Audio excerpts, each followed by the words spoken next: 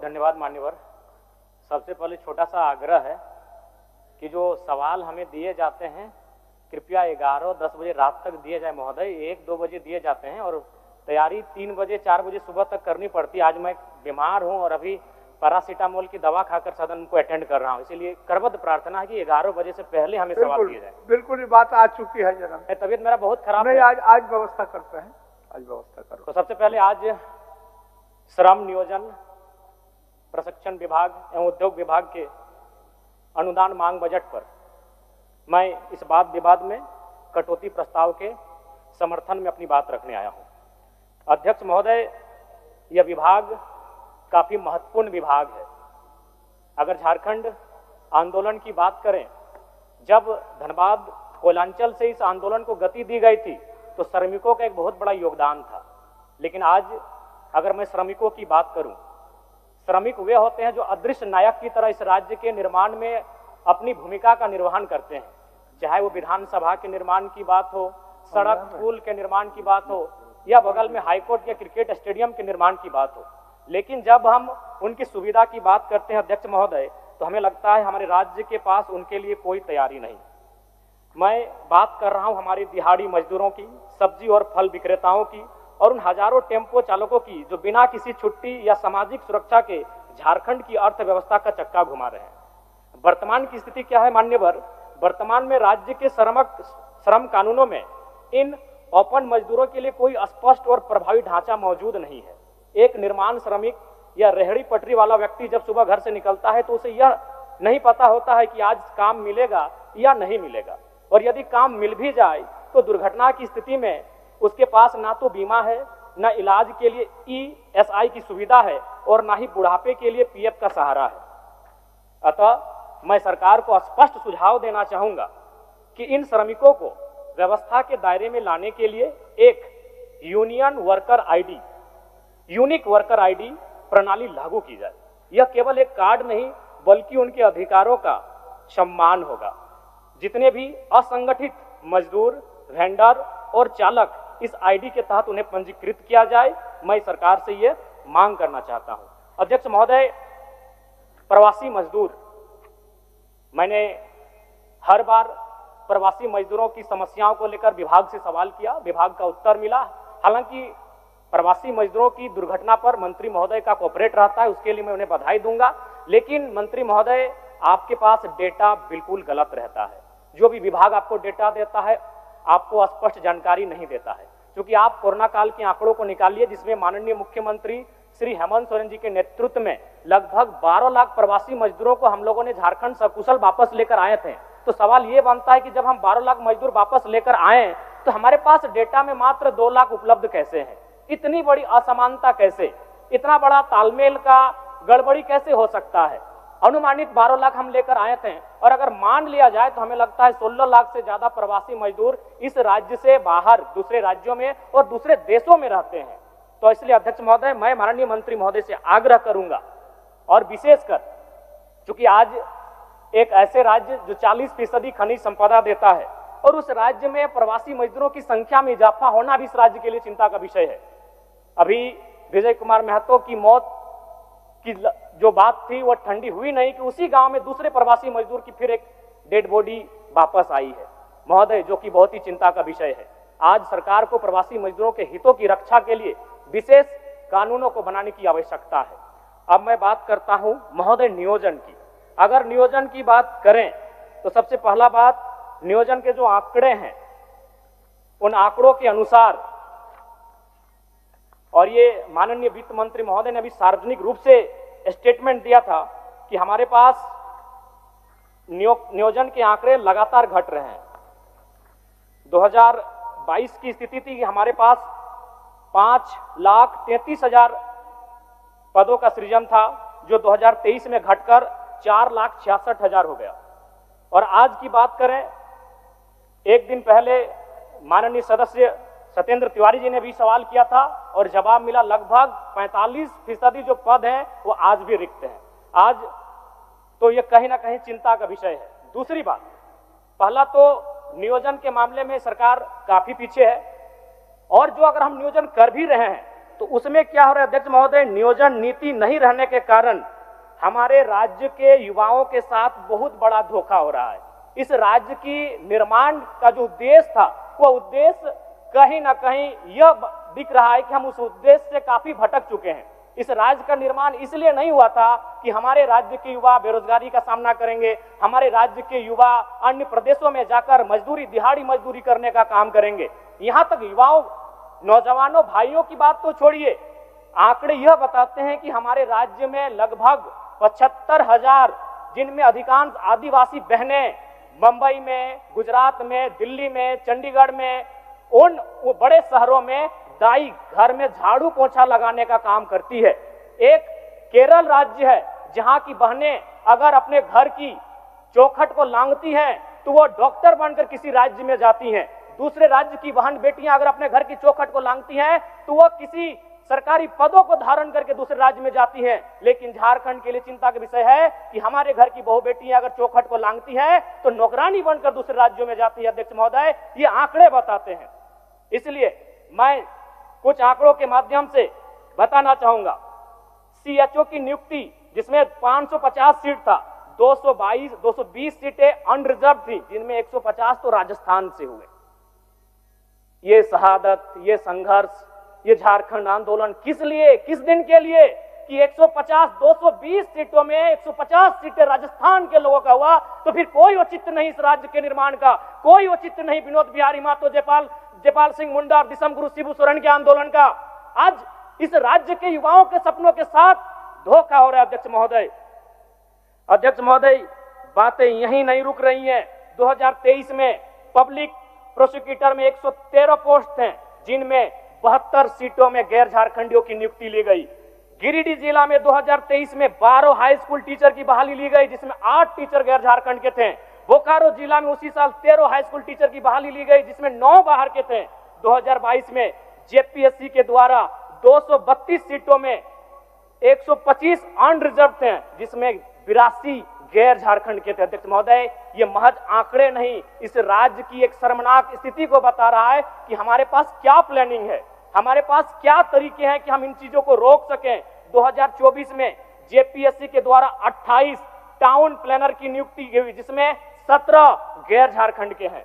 अध्यक्ष महोदय, ये बहुत ही चिंता का विषय है। यही नहीं, जेएसएससी के द्वारा 2023 में इलेक्ट्रॉनिक मैकेनिक्स के पद पर बहाली लिया गया, जिसमें 22 अनरिजर्व सीटों में 11 झारखंड से बाहर के थे। जेएसएससी के द्वारा 2023 में ड्राइंग प्रशिक्षण पदाधिकारी के पोस्ट पर नियुक्ति ली गई, जिसमें 43 अनरिजर्व सीटों में 22 गैर झारखंड के थे। 2023 में पुनः जेएसएससी के द्वारा फीटर की बहाली ली गई, जिसमें 91 अनरिजर्व सीटों में 24 गैर झारखंड के थे। 2023 में पुनः जेएसएससी के द्वारा वायरमैन की बहाली ली गई, जिसमें 5 अनरिजर्व सीटों में 4 गैर झारखंड के हुए। 2023 में जेएसएससी के द्वारा पुनः वेल्डर पोस्ट की बहाली ली गई और इस बार 46 अनरिजर्व सीटों में 16 गैर झारखंडों की नियुक्ति ली गई। 2023 में पुनः इलेक्ट्रीशियन के पद पर जेएसएससी के द्वारा बहाली लिया गया और इस बार 93 अनरिजर्व सीटों में 29 सीटें गैर झारखंडियों को गई। अध्यक्ष महोदय, जो कि चिंता का विषय है। अध्यक्ष महोदय, अब इसमें बात आता है भारत के संविधान का, भारत के कानूनों का। क्योंकि भारत का संविधान जो कि कहता है 16(2) हम धर्म, जाति, नस्ल, लिंग, वंश, जन्मस्थान या निवास स्थान के आधार पर सरकारी नौकरियों में भेदभाव नहीं कर सकते हैं। मैं भारत के संविधान का सम्मान करता हूं, लेकिन इसमें कहीं नहीं लिखा है कि हम भाषा के आधार पर भेदभाव नहीं कर सकते हैं। अध्यक्ष महोदय, राज्य सरकार को चाहिए कि जिला नहीं, अगर संभव हो तो प्रखंड में जाकर भाषा का चयन किया जाए और भाषा के आधार पर परीक्षा लिया जाए। भारत का संविधान कहीं आड़े नहीं आएगा, क्योंकि भारत का संविधान भाषा की बात नहीं करता है। भारत का संविधान धर्म, जाति, लिंग, नस्ल, जन्म स्थान और निवास स्थान की बात करता है। इसलिए अध्यक्ष महोदय, मैं सरकार को यह सुझाव देना चाहूंगा, अगर आपसे जिला स्तरीय नहीं हो पाता है तो आप प्रखंड में जाइए और वहां कौन सी भाषा बोली जाती है उस भाषा के आधार पर परीक्षा लीजिए। अध्यक्ष महोदय, मैं एक छोटा सा उदाहरण देता हूं।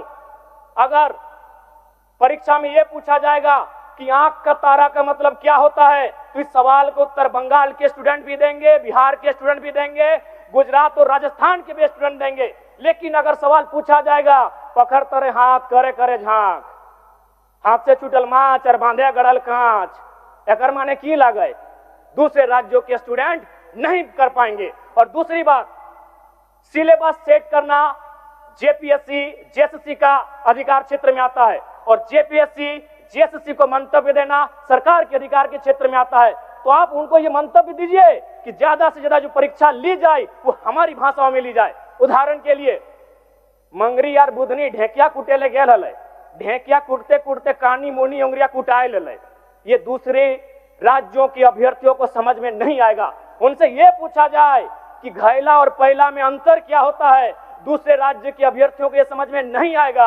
आप अगर उनको सिलेबस देंगे तो सिलेबस को कोई भी याद कर सकता है, उन्हें सिलेबस नहीं, जो हम लोग गांव में होता है, जो हमारी संस्कृति में होता है, जो हमारी परंपराओं में होता है, उनके आधार पर परीक्षाएं ली जाए। और नहीं तो ये मैया सम्मान योजना की राशि मैं सराहना करता हूं सरकार की, लेकिन कब तक बांध के रखेगी हमारे नौजवानों को और हमारी उन माओं को जिनको आप 2,500 रुपए दे रहे हैं, लेकिन उन्हीं की बेटों और बेटी की नौकरियां जो 50,000, 70,000, 90,000 आप दूसरे राज्यों को बेचने का काम कर रहे हैं, ये कब तक बांध के रख पाएगी अध्यक्ष महोदय। इसलिए मैं सरकार को सीधा सुझाव देना चाहूंगा और विशेषकर चूंकि मेरी आयु कम है, मैं पहली बार सदन में आया हूं और मैं चाहूंगा कि विभागीय मंत्री के साथ साथ मैं संसदीय कार्य मंत्री का बहुत आदर करता हूं, मेरे इस बात को थोड़ा ध्यान से सुने मंत्री महोदय।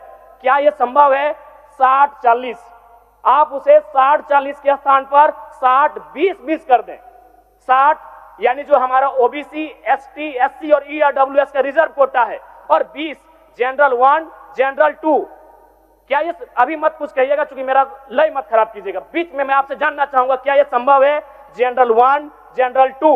जनरल 1 में केवल झारखंड के जनरल होंगे और जनरल 2 में झारखंड के अलावा पूरे भारत वर्ष के जनरल सामान्य अभ्यर्थियों को मौका क्या दिया जा सकता है, क्या ये संभावनाएं हो सकती हैं? मैं माननीय संसदीय कार्य मंत्री के संज्ञान में ये देना चाहूंगा अध्यक्ष महोदय। इसलिए आज इस राज्य को अगर आवश्यकता है तो नियोजन नीति की आवश्यकता है। आज नियोजन नीति नहीं रहने के कारण हमारे राज्य के युवा पलायन कर रहे हैं, हमारे राज्य के युवा बेरोजगारी का सामना कर रहे हैं और कई अवसरों पर तो आत्महत्या तक का प्रयास कर रहे हैं। इसलिए अध्यक्ष महोदय, आज इस राज्य को आवश्यकता है, नियोजन विभाग के बजट पर बहस हो रही है, इस राज्य को नियोजन नीति की आवश्यकता है। मैं आपसे ये आग्रह करना चाहता हूं अध्यक्ष महोदय। अब मैं थोड़ा सा बात करना चाहता हूं निजी कंपनियों पर। माननीय मुख्यमंत्री धनबाद गए हुए थे झारखंड मुक्ति मोर्चा के स्थापना दिवस के कार्यक्रम में गोल्फ ग्राउंड, और शायद धनबाद जाने के बाद उनके अंदर विनोद बिहारी महतो, कॉमरेड एकेरा और शिबू सोरेन की आत्मा शायद समा गई थी। लेकिन मेरा मानना है उन्होंने जो वक्तव्य वहां रखा था वो एक विधायक के रूप में रखते तो हम लोग स्वीकार करते, लेकिन एक मुख्यमंत्री के रूप में उन्होंने जो वक्तव्य रखा हम लोग कतई स्वीकार नहीं करेंगे। उनका वक्तव्य था कि जो निजी कंपनियां स्थानीय लोगों को 75% रोजगार नहीं दे रही हैं, आप उनमें कब्जा कर लें। ये क्या बात हुई? हम विधायक अगर इस बात को रखते हैं तो समझ में आता कि भाई एक विधायक ऐसा बोल रहा है। मुख्यमंत्री, राज्य के मुखिया, राज्य के अगुवा कह रहे हैं कि आप कब्जा कर ले। क्यों कब्जा करेंगे? आप इस राज्य के अगुवा हैं। मैं एक उदाहरण आपको दूंगा। सदन में चंपई सोरेन जी नहीं है, शायद उनके नाती का निधन हुआ है, मुझे भी सूचना मिली है। मैं पहले उनके नाती को श्रद्धांजलि देता हूं, उनको ढांढस मिले। एक घटना याद कराता हूं, माइथेन की, एमपीएल की बहुत ही शक्तिशाली प्रोजेक्ट है जो महाराष्ट्र से संचालित होती है। एक आदिवासी नौजवान का मृत्यु हुआ था दुर्घटना के कारण। हम लोग 6 दिनों से धरना पर बैठे थे और नियोजन की मांग कर रहे थे, मुआवजा की मांग कर रहे थे। कंपनी ने स्पष्ट कह दिया कि ना नियोजन मिलेगा ना मुआवजा मिलेगा। चंपई सोरेन जी गए, उन्होंने महाराष्ट्र में बैठे अधिकारी को फोन लगाया। जब बात नहीं मानी, डीसी से कहा झारखंड की पुलिस को यहां से बाहर करिए, यहां के झारखंड के लोग इस कंपनी को सबक सिखा लेंगे। यह बोली होनी चाहिए कि मुख्यमंत्री की। चंपई सोरेन जी ने स्पष्ट कहा कि अगर ये कंपनी हमारी बात नहीं सुन रही है तो इसे यहां डीसी को उन्होंने सीधे निर्देश दिया हमारे सामने धनबाद डीसी को कि आप जितना भी झारखंड पुलिस यहां तैनात है सबको बाहर करिए। अगर ये हमारी जमीनों पर खड़ा होकर हमारी बात नहीं सुनता है तो यहाँ के लोग इसे देख लेंगे। इसलिए ये मुख्यमंत्री का बयान नहीं होना चाहिए कि आप कब्जा कर लें। मुख्यमंत्री का बयान ये होना चाहिए अध्यक्ष महोदय, उनका नीति नियम बनाने का बयान होना चाहिए। आज पिछले 1.5 सालों से निजी कंपनियों में 75% के आरक्षण को न्यायालय में चुनौती दी गई है। किसने दिया है? Jharkhand small industry Adityapur small industry Kolhan और एक लघु उद्योग भारती। कहां के हैं पता करिए, सारे के सारे गैर झारखंडी हैं।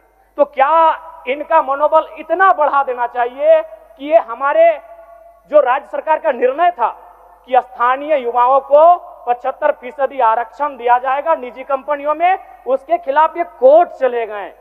और हमारी राज्य की सरकार आज क्या हो रहा है, अगर हम लोग कितने गंभीर हैं, 1 साल से ज्यादा हो चुका है इसको कोर्ट में चुनौती दिया हुआ, क्या राज्य सरकार का भी वर्तमान में उनके जो महाअधिवक्ता मान्य सदस्य ठीक है एकदम मान्य सदस्य 1 मिनट और दे दीजिए,